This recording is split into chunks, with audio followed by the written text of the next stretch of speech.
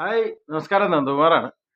അപ്പം അവസാനം നമ്മുടെ ഖാജ ഹുസൈൻ എന്ന് പറയുന്ന കള്ളൻ പിടിയിലായിരിക്കുകയാണ്. മീൻസ് അവൻ്റെ കള്ളത്തരം അവൻ പോലും അറിയാതെ അവൻ്റെ ഹൃദയധമനികളിൽ നിന്നും പുറത്തേക്ക് വീണിരിക്കുകയാണ്. 365 എന്ന് പറയുന്ന ഒരു യൂട്യൂബ് ചാനലിൽ അവൻ കൊടുത്ത ഇൻ്റർവ്യൂ ക്രോസ് ചെക്ക് ചെയ്ത് കാണുമ്പോൾ അവൻ അതിൻ്റെ അകത്ത് പറയുന്നുണ്ട്, 15 ദിവസത്തെ ഷൂട്ടിങ്ങിന് വേണ്ടിയിട്ട് ഞങ്ങൾ ഏകദേശം 25 ലക്ഷം രൂപയാണ് ആ സിനിമയ്ക്ക് ബഡ്ജറ്റ് ഇട്ടത് എന്ന്. അതായത് ആകപ്പാടെ ഈ സിനിമ 25 ദിവസം ഷൂട്ട് ചെയ്തിട്ടുള്ളൂ. ഓക്കെ, അതിൽ നിന്ന് നിങ്ങൾക്ക് ക്രോസ് ചെക്ക് ചെയ്ത് കഴിഞ്ഞാൽ അവൻ്റെ കള്ളത്തരം മനസ്സിലാവുന്നതാണ്. പിന്നെ രണ്ടാമത് അവൻ പറയുന്നുണ്ട് നന്ദകുമാർ എന്ന് പറയുന്ന ആൾക്ക് വർക്ക് അറിയില്ല എന്ന്. ആക്ച്വലി ഞാൻ കൊല്ലം അനിൽ എന്ന് പറയുന്ന ഒരു വ്യക്തിനെ വെച്ചിട്ട് പണ്ട് ഒരു ആൽബം ചെയ്തിരുന്നു.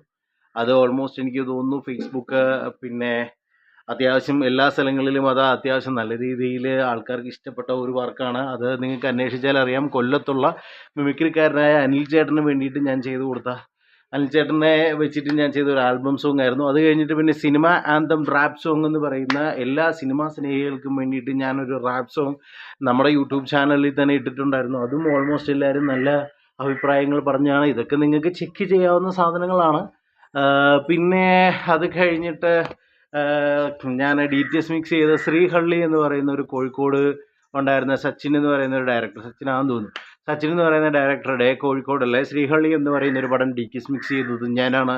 അത് കഴിഞ്ഞിട്ട് എനിക്ക് തോന്നുന്നു ഇൻ്റർനാഷണൽ ലെവലിലേക്ക് എന്തൊക്കെയോ അവാർഡുകളൊക്കെ കിട്ടിയ TKTC എന്ന് പറയുന്ന ഒരു സിനിമ ഞാനാണ് DTS മിക്സ് ചെയ്തത്.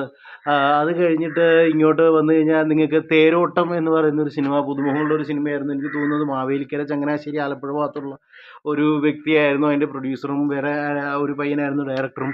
അവരുടെ പടം ഞാനാണ് DTS മിക്സ് ചെയ്തത്. അതുപോലെ തന്നെ നിങ്ങൾക്ക് യൂട്യൂബിൽ നോക്കിയാൽ അറിയാൻ പറ്റും, കുന്തം എന്ന് പറയുന്നൊരു സിനിമയുണ്ടായിരുന്നു. പിന്നെ ഇപ്പോഴും സ്തുതിയായിരിക്കട്ടെ എന്ന് പറയുന്നൊരു സിനിമയുണ്ടായിരുന്നു. ആ സിനിമയ്ക്ക് ഫസ്റ്റ് കട്ട് ചെയ്തത് ഞാനായിരുന്നു.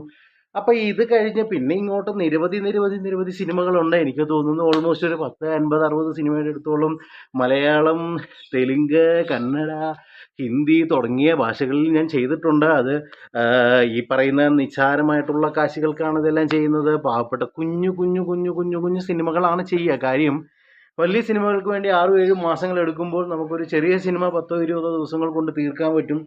വലിയ ബുദ്ധിമുട്ടില്ലാതെ കഴിഞ്ഞു പോവുകയായിരുന്നു.